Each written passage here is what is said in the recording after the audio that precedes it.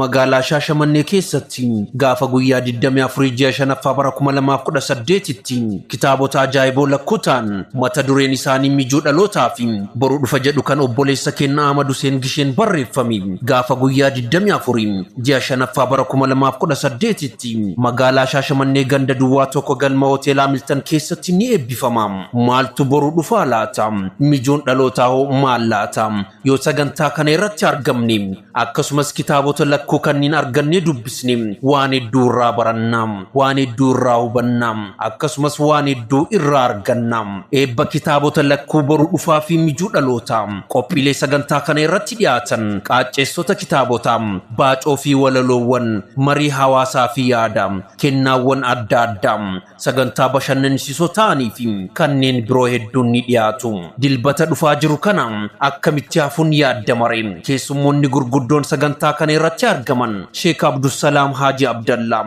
Sheekh Haji Birrum, itti gaafatamaa kominikeeshinii magaalaa Haarun Kadir, Haji Ayyuun Dawaanoo, Haji Haji Buleem, Haji Mustafaa Saayidii fi keessummoonni hedduun irratti ni argamu. Gaafa guyyaa 24 bara 2018tti wal argaan kenna magaalaa Shaashamannee ganda duwwaa tokko galma hoteela Hamilton gubbatti haa ta'u.